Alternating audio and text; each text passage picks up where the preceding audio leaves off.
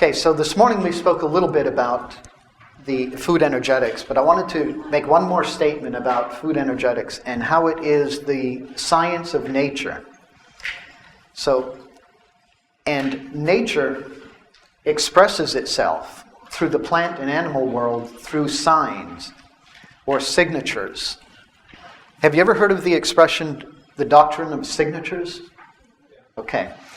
So during medieval times, this evolved during that period as the signs and signatures of what plants and animals, how they express themselves. And we read them through various things like the color of the plant, the growth of the plant, and so forth, or the animal. And that's how we learn about the energetic properties. So before going back thousands of years into history, let's go back just a couple hundred and take a quick review of modern nutrition, where it's come from and where it's going. So during the 1800s through the 1950s, these were the main areas that were discovered through modern nutritional science. It was around this period that we began to leave behind our traditional perspectives, our biocultural perspectives of food and nutrition. And we started to take things apart and analyze them and see foods and understand them through its parts as opposed to the whole. We won't spend a lot of time on this because this is the more boring stuff. We'll get to the fun stuff. So, by the time we reach the 1940s, we are on the road to developing the most unhealthy diet that the human species has ever witnessed in its thousands of years, millions of years of existence.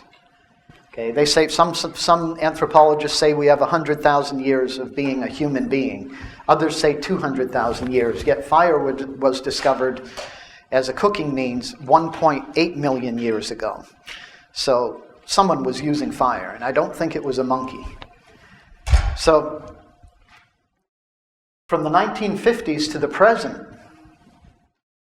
we discovered how vitamins and minerals work with enzymes, hormones. All kinds of new buzzwords came into existence with nutrition. At the same time, we're discovering these awesome, amazing discoveries of what exists in foods on a biochemical level. We have the opportunists of big corporations trying to make a buck off it, and at the expense of our health. So the increase of processing foods. And when I say processing, this is removing ourselves from traditional processing, like fermenting and drying and smoking foods, those kind of things, to actual chemical additives and so forth. Some of the big discoveries in modern science, and we spoke a little bit about that this morning, about how the certain new discoveries, phytonutrients, antioxidants, they travel different pathways than the usual just digestive tract of the body. So phytonutrients this is where modern science has entered into the realm of food energetics, where they get into the smell, the color, the taste, all these kind of things that are the more biocultural perspectives you find. Phytonutrients. There's really no phytonutrient that you can find that exists that you can visually see. Okay, they are the result of a plant's smell or its taste or its color.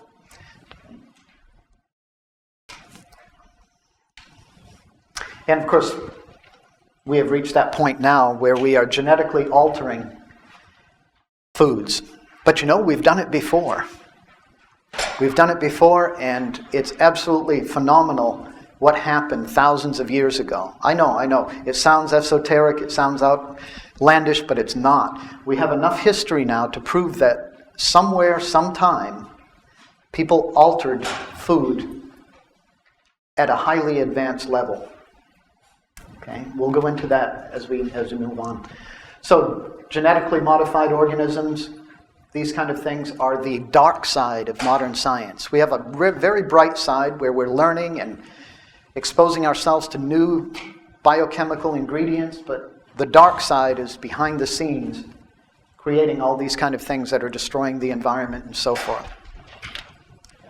So at this point, Modern science says we have about 20,000 years. It used to be 10,000 years when agriculture began, but now they pushed that date back another 10. And there are studies in China that show rice going back 18,000 years and so forth. So more and more we're getting our information pushed back into history in terms of the human species and the manipulation of food and what we've done with it. When I put the statement here, modern food science lacks traditional wisdom, but traditional food wisdom does not lack modern science. What that means is simply that every traditional food, without exception, plant, animal, mineral, can all be analyzed by modern science, okay, traditional food. And within that, we can find positive health benefits and actual regenerative powers in these foods. One or many ingredients in traditional foods have these components. But if we take modern scientific foods, highly processed foods, it can't be supported through traditional wisdom. Yet, without exception, every traditional food can be supported through modern science and validated. Whether we like it or not is up to us, right? Some foods we don't want to eat, we may have a repulsion toward, we may have an agenda or a diet taboo, but it doesn't matter. Those foods still, when put under the microscope, have highly beneficial qualities that can support our health. Is modern nutritional science catching up with ancient nutritional wisdom? Well, let's look at some examples. I mentioned a few this morning, but here are a few more. Walnuts we mentioned. Is it really that simple that walnuts have been around for at least 20,000 years as a food for human beings? Is it so simple in terms of our thinking that to crack open a walnut and to observe it and to have witnessed the inside of a human brain looking very similar, for ancient people to say this is good and supportive to the brain and nervous system? When modern science confirms that it is the only nut with omega-3 fatty acids. The rest have all kinds of other super nutrition and so forth, but the walnut is the one with omega-3 fatty acids which support the brain and nervous system function. And now, like I mentioned this morning, they have studies that are showing the walnut to be effective with dementia, mental illness and stuff. So the ancient people were right. Science is confirming it. Strawberries, which originally came from America, were the Native American people were the first to grow strawberries. No one knows where they came from, and the legends of the Native Americans don't explain where they came from, but they did have them. And they're indigenous to America. They said that they were good for the lower body in terms of the prostate and reproductive organs. So what do we find? Modern science finds that strawberries have certain chemicals in them that help prostate function. Asparagus, same thing. Asparagus was originally thought by nutritional science to irritate the urinary tract, because when you eat asparagus, you urinate and the smell is strong. Now they've found that this substance called asparagine actually it's a strong alkaloid that supports prostate health. Carrots, the same thing. Carrots grow under the ground. They were long supposed back in ancient Persia. They were said to be helpful for reproductive problems and so on. Now we found they have an estrogen compound. Leafy green plants. Modern science has found that the magnesium that exists in leafy green plants are helpful to asthma patients. Now, it's interesting to see because they have isolated this down or narrowed it down to magnesium. Why? Because magnesium causes a dilation of the capillaries in the lungs. So they think that magnesium is the reason that the leafy greens help asthma and respiratory troubles.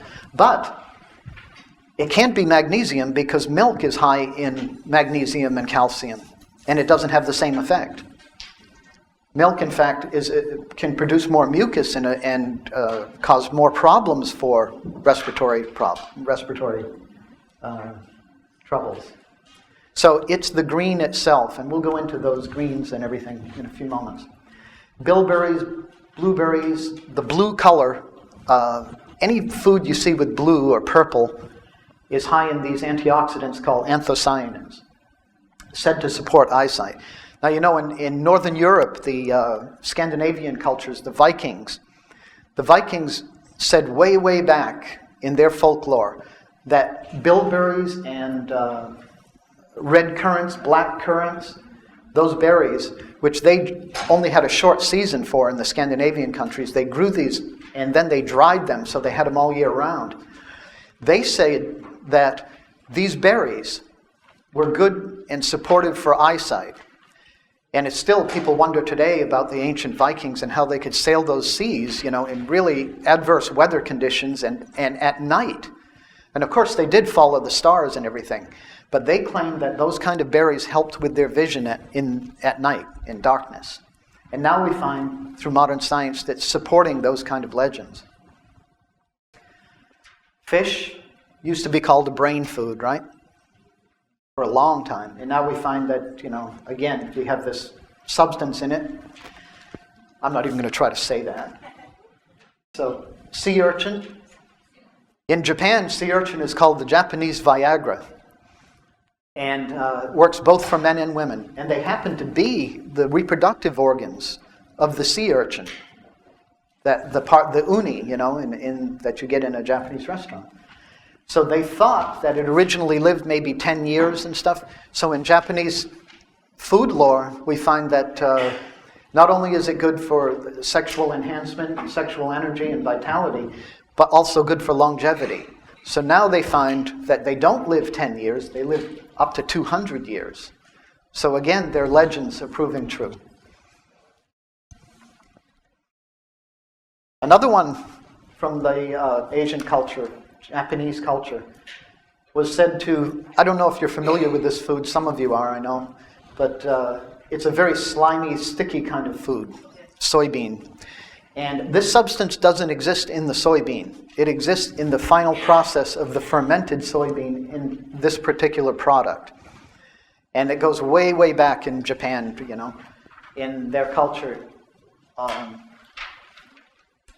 As being good for the skin, and, you know, Japanese women have always said historically that their hair and their skin and their fingernails and everything, that all comes from the natto that they eat on a regular basis, right? And now science has proven that it has all these incredible things. One particular thing is this natto kinase, which is an enzyme that occurs only through this type of fermentation, no other way. And of course, organic foods, when analyzed, show that those foods are a lot higher in all of these other modern buzzwords for nutrition. It's a way that I kind of put together a way that traditional cultures as a whole, whether they be from South America, Asia, or whatnot, they tend to see things this way. And it's a little abstract for the Western mind, but if you understand mathematics in any way, it's not abstract at all. Because mathematics can be, you know, used as an example for anything, for the cosmos, you know, I mean. And so nature's patterns are basically designs. You won't find anything in nature that isn't related to the cube, a square, or a sphere. Even every structure. Human beings can't make anything that isn't a combination of the sphere and the cube. So they're the universal models of everything we do and everything we are. What we're going to do today is we're going to take this apart in each section. We're not going to deal with air much, but air is important. Oxygen is important because whatever diet you're on, without that spark to stimulate metabolism that comes from oxygen, the diet will not give you the nutrition you need. Okay, that means there has to be some kind of physical activity in terms of, even if it's as simple as a walk or stretching exercises or vigorous exercises, whatever works for you. But it's that spark and oxygenation of the blood that triggers metabolism and sets things in motion for whatever nutrition you choose to put into your body. So, and water is another one. This section of your chart includes all beverages. Now, unfortunately, there are only 2 of the beverages that you can drink that really hydrate the body. The rest are more dehydrating. Okay? The hydrating ones are water itself and coconut water. Not coconut milk, but coconut water.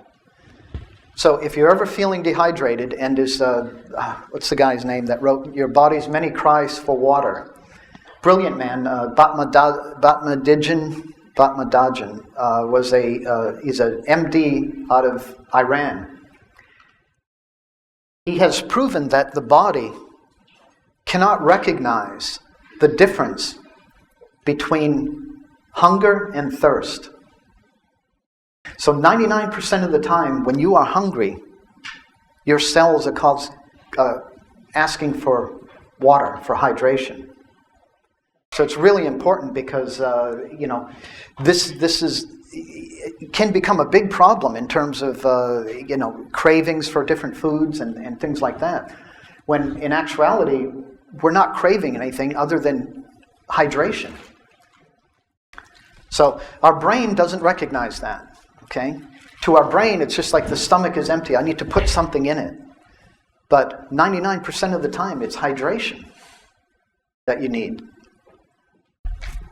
Which is a brilliant study in itself that he had found. And keep in mind, too, that our water balance in the body is regulated by cosmic cycles, the moon cycle. If the moon has the power to pull those tides back and forth, imagine what it does to the body. So the full moon is a time when the body tends to be more dehydrated. So it's important to hydrate whenever the full moon comes. It's important anyway, but... And, a woman's body is 50% water. And a male's is 60%. So it's important to keep that going. What this chart is showing then is traditional cultures' proportion throughout the day of what they consume. And I found it consistent with every culture on the planet. The largest portion, now I know there's a lot of things out there. There are a lot of, people tend to demonize different categories of foods over the years. If you remember, there was a whole thing about fat for a long time, right? Fats are bad, don't eat fat, so eat low-fat diets. Well, that has gone nowhere, okay, because that has proven that the saturated fats are actually good for you. And it's the trans fats that are not good for you. We'll be going into that section as well, too. So we're going to take this apart and go through all of the ingredients in there and the options that we have to choose from. But carbohydrates are basically the fuel for the body. And people have used the largest proportion in their meal plan of the day, of their food consumption during a day, as carbohydrates. So what do we have in that category? We have grains of all kinds. Beans are actually not that much protein. They're only 20% protein. They are 80% carbohydrate. But we tend to look at them as protein because they have fulfilled protein needs for some cultures, combined with animal products and so forth. Other carbohydrates are fruits, sweeteners of different types that were traditionally used, honey, maple syrup, malts, rice sweeteners in Asian cultures, and so on. So we have a lot of different carbohydrates that we can choose. And of course, grains are extremely versatile, so bread is in there, all kinds of different foods. What we're not going to do today is we're not going to demonize any category of these foods because you can't. They're all healthy. They're all good. It's how we eat them and how they were traditionally used that removes that whole concept of this is bad for you, or and so forth. Okay, and vegetables. Of course, vegetables are all different kinds. Root vegetables, leafy vegetables, sea vegetables, vegetables from the ocean. Right? Vegetables from fresh water, like cattail and watercress and all these kinds of things were used.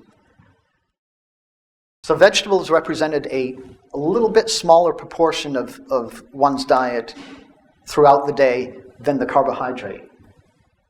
Carbohydrate also includes root plants, like in different cultures, like cassava, yucca, sweet potato, yams, those kind of things.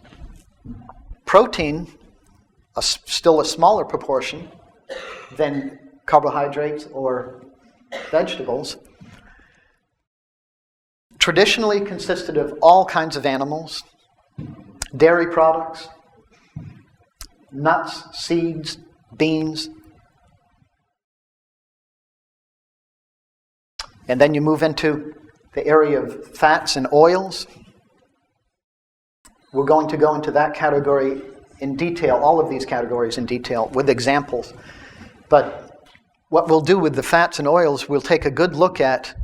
These are one of what has happened with that category has caused probably more disease and disorders in people's health than any other category, because of what we have done with traditional fats. We've taken traditional things and we've bombarded them with hydrogen molecules to create what are called trans fats. Things like margarine and things like hydrogenated oils and those kind of things. And now it's been proven, of course, the science is coming out that this was a big mistake and they never should have done this, but kind of late for that. So, and then finally the seventh category is a category I call essential and supportive supplements. They're supplements in a way, but they're not.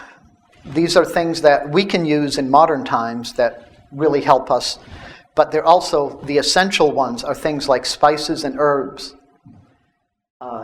salt. And you can see it's a small quantity, but they need to be there. They need to be there. They're the movers and shakers of your diet. You can see that little section. If you were to take that out, the whole thing collapses. Okay, it falls apart. Salt is the catalyst that holds it together. The Romans used to sail to India for spices. I mean, they'd bring gold, right, on their ships and return with spices. That's how important it was. And many cultures did that too. So that section also includes modern types of food supplementations, like, you may see some out there, like herbal combinations, medicinal mushrooms, microalgae, bee products like bee pollen, propolis, these kind of things that have been around forever as very helpful and supportive in small quantities to one's diet. So when we think about food energetics, we're thinking, we have to consider 7 basic principles. And we'll go through these. They'll just keep popping up throughout the day in terms of what we're looking at. So the first one, entrainment. Entrainment's an interesting concept because when we eat food, we're not really eating food. According to traditional peoples, we're entraining the food. When we entrain something, we are taking it into ourselves, and we are either going to become it or it will become us. So a higher order or a higher species will tend to entrain a lower species. So that means basically, in a non-scientific way of expressing it, when we eat something, we are taking on the qualities of that particular thing to varying degrees. If our digestion is weak, that will entrain us. Our food will entrain us and will cause us. And a great example of that is the highly processed foods that we eat today that end up entraining us and basically dismembering us from the inside in terms of disease and illness and stuff like that. We're no longer entraining our food because it's been refined and processed to something that on a genetic and cellular level is unidentifiable. We don't know what it is. Right? So it gets in there and the body tries to make use of it. I saw this incredible video the other day that a friend of mine sent me. It was ramen noodles, okay? They had ramen noodles from the health food store, organic ramen noodles. Anyone see this? Yes. It's just like blew my mind, you know? It's so typical of what the reality of it, right? And then they had the highly processed, chemicalized instant ramen noodle. And they showed the process of digestion. And everything's gurgling and going crazy in there and everything. And the natural organic one is breaking down just like it's supposed to. The other one is just getting thrown all over the place and just going nowhere. So this is what's happened with the entrainment process of our food. Quality and quantity, it's very simple. In any traditional culture, only America you see this in Europe. I've never seen it anywhere in the world where we have a concept that more is better. Right? You find out something is good for you, like fish oil. You find out calcium or vitamin C. So I'm going to take a ton of it. If it's good for me, I'm going to eat a lot of it. It doesn't work that way. Because all of these things need support in terms of balance with the body and the biochemistry. More is not better. And there's no traditional culture in the world. They laugh at that concept. You know, the idea of more is better. So it's a good example of quality and quantity. If you high quality foods, you need less quantity. Poor quality foods, you need to eat. You need to get a lot of. You need to be satisfied. Right? Because when we're eating highly processed foods, I forget the guy that wrote the book, some of you may know, about the addictive qualities of processed foods. There are actually addictive ingredients in that, chemicals, that make them addicting. So quality and quantity is important when choosing what we eat. You know, we should ideally choose the highest quality. The character and identity, that is coming up. I'm not going to spend a lot of time because food temperaments. This is a good one because this is one of the bases of traditional Chinese medicine, as it is with Ayurvedic and Egyptian and Peruvian and every other concept. And that's basically that every food has a temperament about it. It will make you warm or it will make you cool. It'll make you cold or it'll make you hot. And in combination with those, it'll make you dry or moist or damp. So if I were to say to you, what kind of temperament would duck have on you if you ate duck? Warming, right? It's going to warm you. And is it going to make you dry or damp? Right? So see, this is just intuition. You don't have to study anything here. You know it. Right? This is knowledge that's genetic to you. And it'll begin to unfold as the day goes on with many, many different examples. Rhythm and texture. The rhythm of every food has a rhythm. Duke Ellington used to say, it don't mean a thing if it don't have that swing. You know? So every food, and probably the easiest one to relate to is coffee. What kind of rhythm does that have? Very, very fast. Yeah, there you go. Right? It's a very fast kind of rhythm. It's not a slow one. How about a hunk of cheese and bread? Slow, right? That's why if you go all over the world where cheese is eaten, in Northern Europe and stuff like that, they don't eat cheese like we do. They don't eat a hunk of cheese and bread. They eat a hunk of cheese and bread and olives and some kind of fermented food and wine. That's how cheese works. See? It helps to break down all of the enzymes in the wine or the enzymes in the pickles or olives and so forth. Then you can eat cheese. If you don't eat it that way, it just accumulates. See? So there are ways and things that have been done for thousands of years that we can learn and you know, if we have ideas that we can't eat certain foods, they're not true. Okay?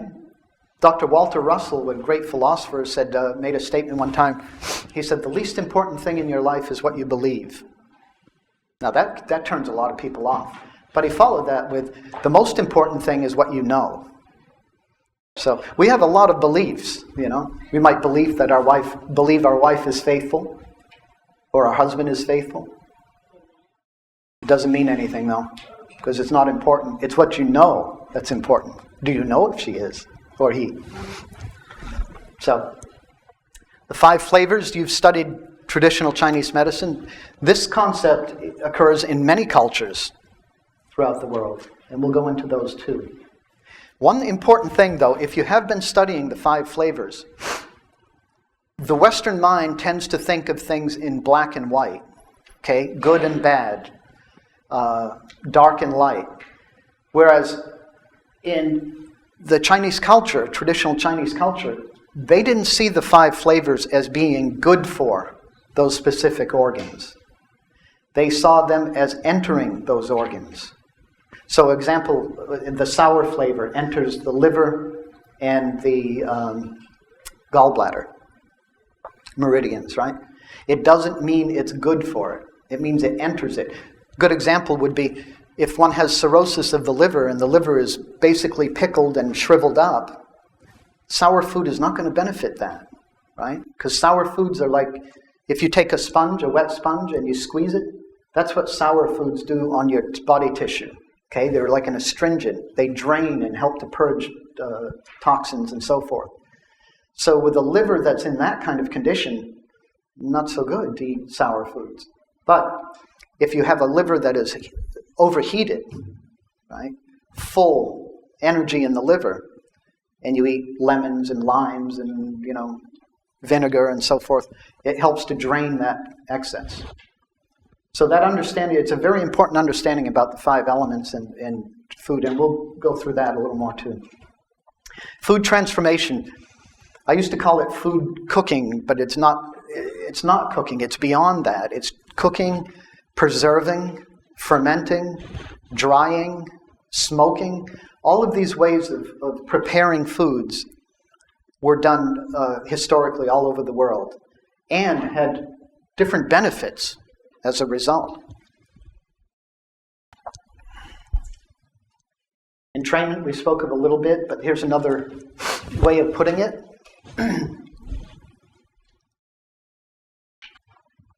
Quality and quantity. Essential fatty acids. Here's an example. The quality of essential fatty acids, you've heard the term, EFAs, very important for our health and for our cellular function, nerves, and so forth.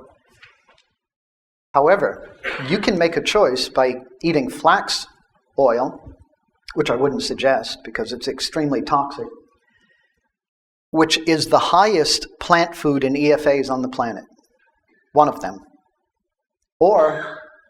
But it's not converted by the human body. So in concept, there's a qualitative issue to deal with, okay? In concept, it looks good on paper. There's no research that was done on flax oil. It was all done on fish oil. But because flax oil is high in EFAs, they take that science and they kind of paste it on that, right?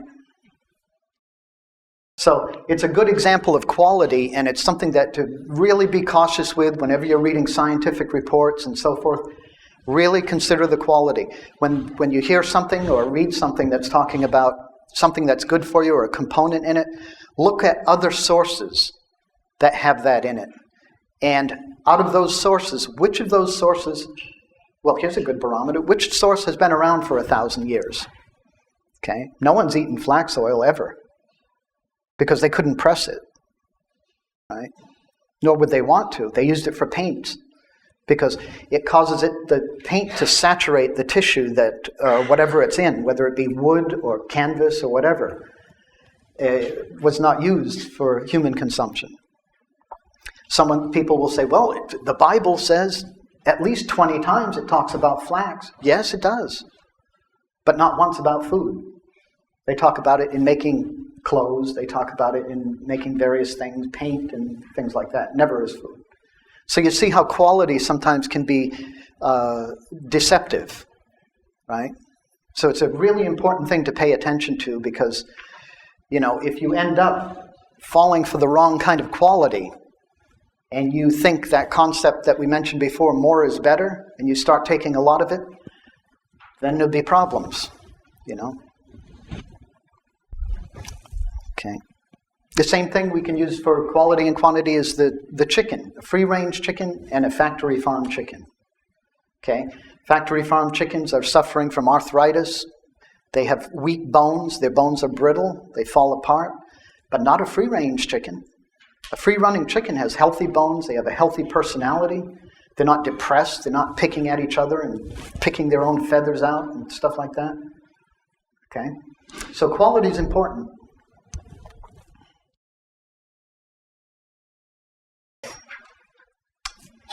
Temperaments. Mentioned this a little bit, and we'll go into it with specific examples as we go. So basically, the hot, warm, cold, cool is always accompanied by moist and dry. And keep in mind, too, that when something starts as something, it can often be changed, from one thing to another. How is this important? It's very important because, let's say you have a health condition, where your skin is very, very moist, okay? And their hands are always wet. You sweat profusely, right? That would indicate that your condition at this point in time is a condition of, let's say it's cold and wet, okay? So your condition is cold and damp.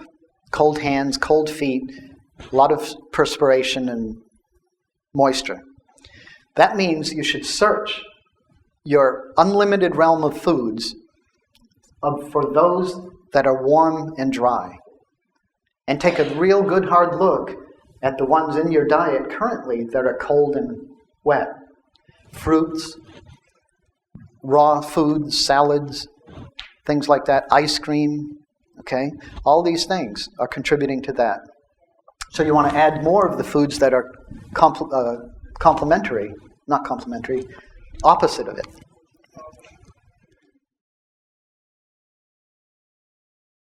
All foods have a general pattern that contribute both physically and mentally to our health. Let's take the next to the last one there, down and out. I don't have to explain what that means psychologically, right?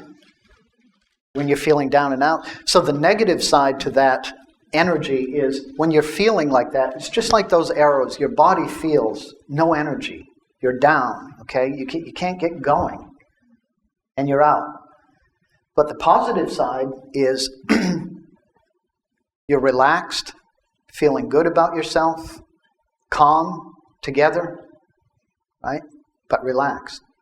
So we alternate through our foods. We alternate with these psychophysical aspects of energy at different times. We could go through 4 of them in a day, or we could have 1 for a month, and we just can't seem to get out of it. So let's take an example from the first one. Up and out. How does one feel when they feel up and out? They've got a lot of energy. The positive side, the energy is good, expressive, right? Communicative, and just people love them. They're just great, They're outgoing. The negative side to that is you can see there's no center, there's no grounding. So this is the kind of person, and you may have been there, where you go out and about and you've got all your energy and you're expressing yourself, communicating and having a great time, and then you just collapse by midday and you have to take a nap. Then you're up again and at it. Okay? That nap helps to bring the energy back. So there are foods that can help you with that up and out energy if you don't have it. Up and in, that's a person that is focused. Okay?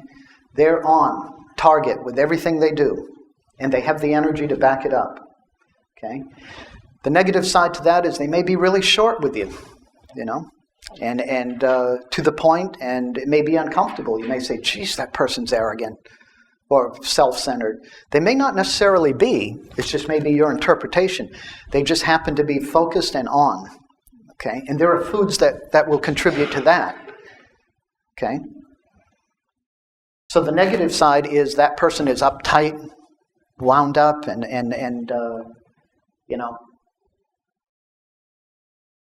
the kind of person that if they're not going to do anything spontaneous, okay? It's their way or the highway kind of thing. Like if you say, let's go to a movie or something. No, I don't go to movies. That kind of focused attitude, and they're uptight and wired and that kind of thing. That's the negative side. On the next one, down and out, we mentioned the positive and negative. down and in, that's the person that walks into the room and all eyes are on that person. Okay, that's the positive side. They're centered, they're grounded, and for people they especially get attention from the up and out people. Okay, the people that are unfocused and everything, because they feel this person's energy and they're attracted to him, right? You must know people like this. Children even have this ability to attract parents and other children, you know. And the negative side to that is the opinionated, right? Very opinionated and self-centered. Okay. So the point of this, and we could go on forever about this, but we've got so much to cover. All four, ideally, those energies should be in our diet every day through some source. Okay? And not only that, they should be emphasized in different areas depending on what our needs are. Okay? If we need to concentrate more, if we need to decentrate, that's not such a word, but it should be. Okay. Here's some examples of the up and out energy. Broad leafy greens.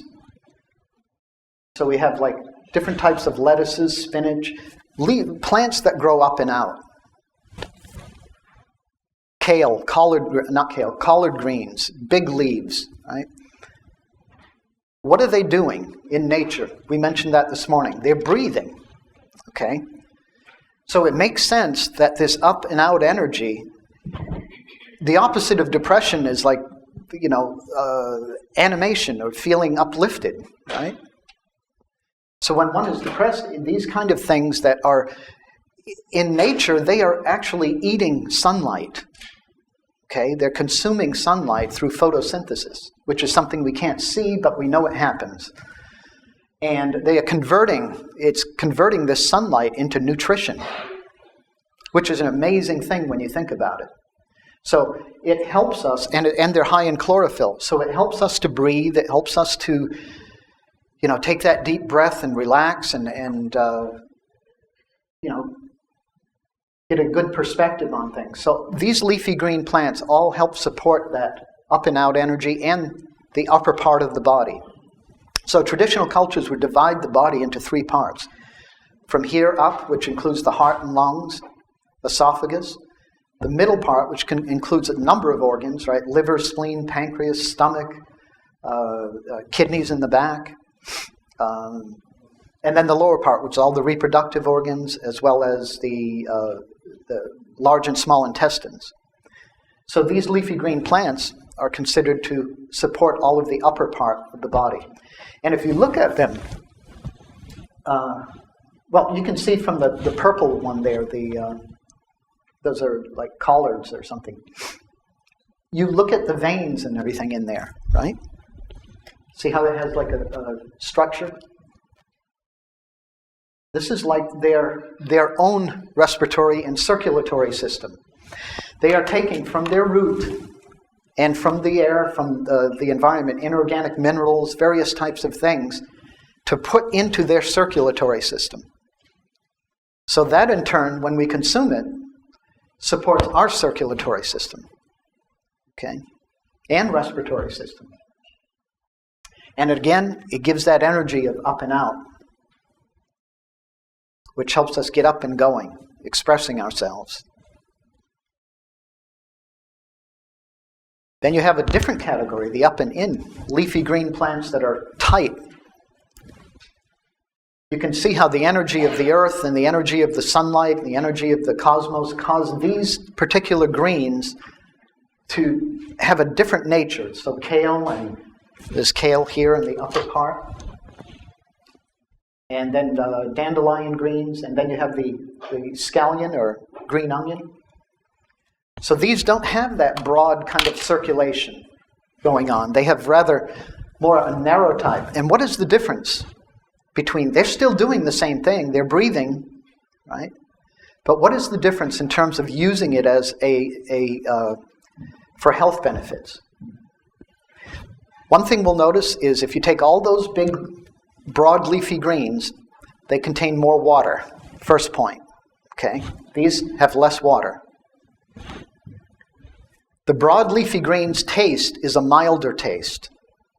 The tight leafy greens tend to have a more bitter kind of taste, like dandelion especially, or as in the green onion or chive, they have a pungent, dispersive kind of taste, right? So let's use a hypothetical example. Let's say that I have a severe cough, okay? And this cough is a very dry cough. Okay? Every time I cough, I can't seem to get the mucus up. It's not happening, right?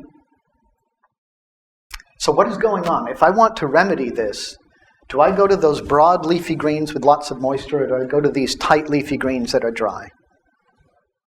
Right? So I'm going to incorporate more of those broad leafy greens that are having that great circulation to the all the way to the periphery of their thing. They're circulating water and moisture and vitamins and so forth. I'll eat those and I'll help to relieve that. On the other hand, if I have a heavy cough with mucus coming up all the time, I don't want those watery ones. I want these dry ones that are going to help purge that mucus, right? So you're see how it works? This basic knowledge has come from thousands and thousands of years, and as it evolved over time, became the foundation of traditional Chinese medicine, Ayurvedic medicine, all of these healing modalities, right?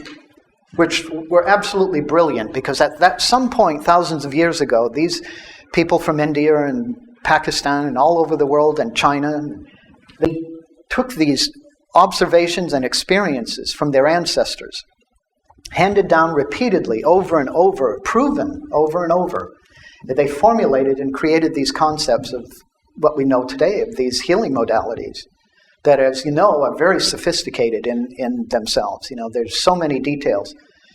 We don't need to know all those details, because much of it, like I said, is intuitive, at least 75%, 80%.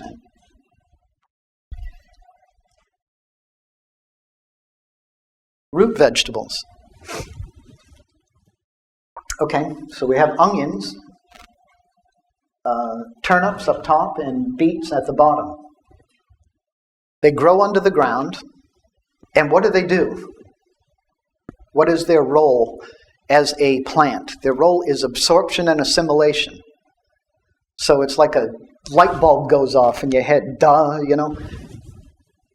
These people, thousands of years ago, looked and they said, well, gee, that's what's making these greens grow up. This thing underneath the ground, you know, when they pull this up. And they're looking at all the root hairs on it and little things, and there's, you know, they're thinking. They don't know what the microscope is. They don't know that they're actually absorbing the minerals and stuff, but they notice the soil around them needs more water. So they put more water. So they figure out this is absorbing moisture, okay? And they know that in their intestines or in their inside, they are absorbing things as well. So these root plants help to absorb and assimilate. So if someone is weak in their digestive abilities, go right to what nature offers. Right? There's no magic bullet in terms of, you know, taking a pill and getting better digestion. It's a matter of changing and using what nature has given us to support that process. It's all right there. Right? Mm-hmm. With the root vegetables, and these two particular, the turnips and the beets, yes, the leaves can also be eaten. Does that leafy part qualify for that up and down? Root is the down and in? Good point. Ideally, we want both, right?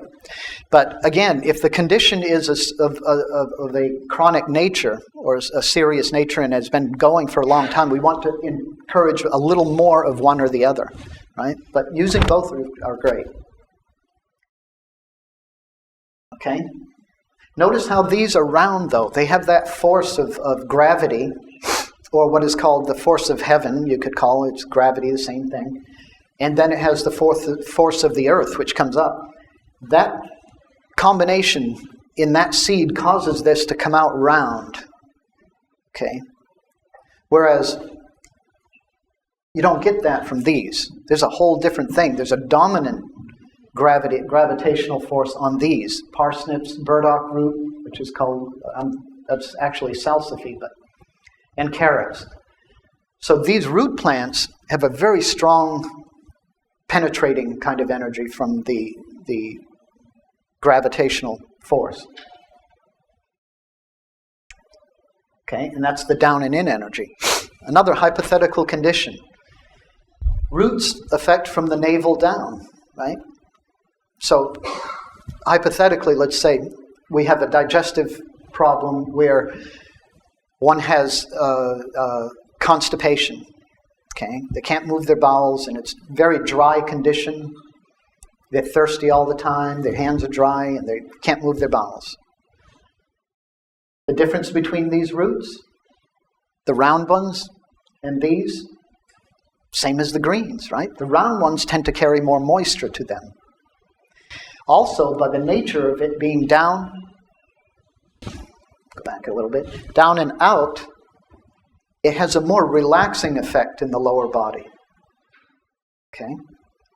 So for that constipation, where there's no relaxation, it's dry, it's hard to move the bowels, no peristalsis, then those kind of round vegetables made into a stew, made into various things, right? Put into salads or something. In other words, these kind of foods will carry the energy where it needs to go in the body. And it'll do in the body what it does in nature. It will help to absorb and assimilate. Now, I could spend a lot of time and go into the scientific aspect of why that happens in terms of, various micronutrients and minerals and so forth that are good for digestion as well. But it's a language that we've only known for 200 years. The language I'm speaking now is something that's been around for thousands of years, and it's something we can all learn without having to go to school and study textbooks of little things that are going to change anyway in 6 months, right? This stuff from thousands of years is not going to change. It's just always going to be there, always has been. So in that condition, then, we use the round root vegetables. The same thing with, let's say, the sexual function. There's no sexual drive. The sexual energy is low because, let's think here, because there's too much, let's say the condition is too much moisture, too much swelling of the abdomen, okay? And there's discomfort in the abdomen, so there's no sex drive, okay? Which root plants do we go with? These, right? We go to the ones that are going to really penetrate down there and help, remove that water and moisture that's built up in there that causes, stagnation in the lower reproductive organs. Okay. Once that is drained from the tissues and everything, then the normal body functions begin to return. So you can basically apply any kind of basic health issue like they did with in traditional times to these kind of foods and so forth. Other root plants, just as examples, so that as options to choose from, because I've only, I can't fit them all, obviously, but there are many different types of roots. Taro potato. Now, taro potato is going to have do you know what that is, right? Yeah, many of you do. So if you peel it, it has a very white kind of thing, but the difference between that and a potato is a big difference, right? This is a very tonifying kind of potato. Because if you cut the taro potato, you can look inside and see there's a core. There are layers, right? But if you cut a regular potato, there's nothing. Potato is like one of those foods with no personality whatsoever. Potato and tofu, right? No character. You have to give it character, right? In Asian cultures, what do? They get that wok going really high, and frying that tofu, browning that tofu, right? Put soy sauce, bonita flakes. Now it's got some character. But just like it's like a white blob of nothing with no character. So the same with potatoes. What do they do with potatoes? Put it with a steak, right? Or some roast chicken or something. Then it gives it character. Salt and pepper, so forth. So anyway, roots are also a big part of that energy. And you can see, again, the taro potato is a more rounded type. So that's a good type of root for relaxing the lower part of the body. And any functions in there, whether it be the fallopian tubes. Think about these things, ladies, during menstruation, okay? Think about these kind of things, like how are you feeling at that time? Are the cramps really intense? Is your skin dry? Menopause, same thing, right? Maybe you need to eat more of those relaxing kind of root plants, right? Or maybe you need the more longer ones, right? Okay, so they're all on the ground anyway, but this is a category that doesn't fit the root and leaf category. And it's the widest variety of plants that we consume. And of course, those are in this part of the body, which cover not only are the widest variety of the plants we consume, they support the widest variety of organs in the body. Because we have a lot in the middle, right? Stomach, pancreas, liver, gallbladder, spleen, then toward the back, the kidneys. So you can see all these different types of things. Cauliflower, broccoli. They just found out that this cruciferous family of vegetables, broccoli and cauliflower, contain a substance called sulforaphane. And sulforaphane is unique phytonutrient that has proven to detoxify and cleanse the liver by signaling specific enzymes. It's only the Crucifera family of vegetables that does it. And that includes cabbage. Kale is part of it. So they're finding all these things that are confirming the ancient... did you miss something? No? Okay. And the phytonutrients that they're talking about, they are enhanced when the food is cooked, as opposed to raw. So, when you think about these concepts of raw versus cooked and everything, they both have their benefits, but, let me give you an example, like the carrot. If you want to eat a raw carrot, it's still going to have that penetrating power in the lower body, right? Remember we talked about the long roots and they go down? Okay. If you eat the carrot cooked, it's still going to have that property, but the effect will be different. How will it be different? The raw carrot will give you a lot of enzymes in the lower body, so it'll stimulate the digestion in the lower body.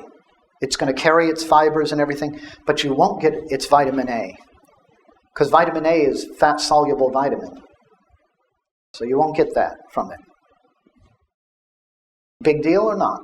Not really. Eat the cooked one, you won't get the enzymes. But you'll get the vitamin A. Vitamin A. So it's not a matter of right or wrong, it's a matter of what your needs are, right? If you need that fiber, you need to cool down an overactive sex drive or a overheated condition in the, lower body somehow. Then you eat the raw root vegetables, and it helps cool down. But if you want to tonify, if you want to warm up and make, bring heat to that area, then you cook it. So nutritionally, it's a kind of a crapshoot. It's your choice. It's not the end of the world that you lose the enzymes in the cooked carrot, and it's not the end of the world that you lose the vitamin A in the carrot, because you can get it elsewhere. Or you can cook them next time that you have it raw. Okay, so we have these different types of vegetables. Now here's an interesting one with the squash or pumpkin.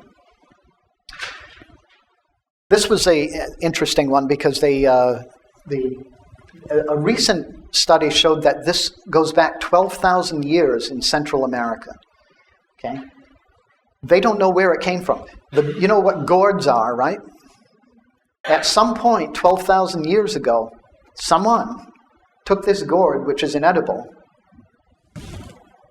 and I don't know how other than to say this, other than to say that it was genetically altered. It had to be. There's no other possibility. Scientists know this.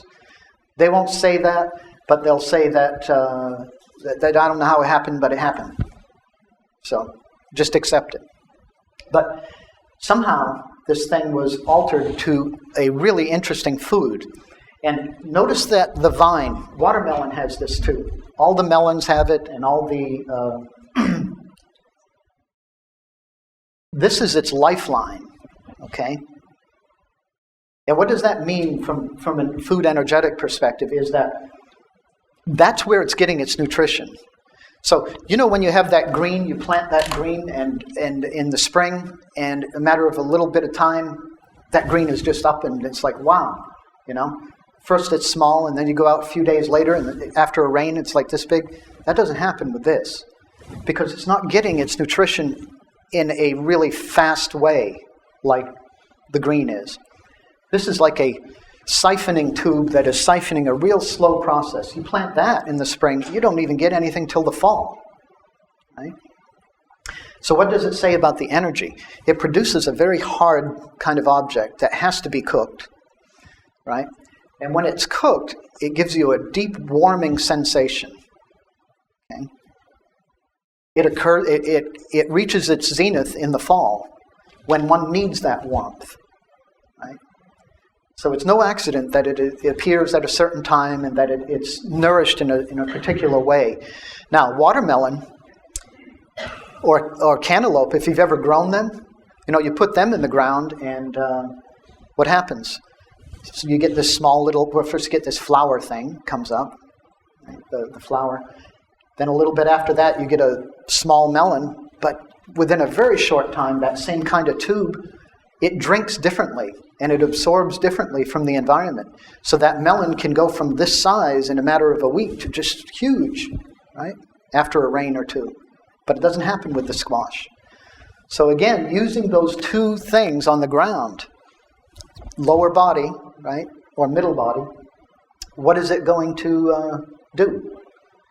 One is going to be very relaxing and cooling, being the melon category, because it's all sugar and fruit, and they come at the peak of the summer in the heat. So it's very good for cooling down the lower, middle body, whereas the squash is very good for warming. See?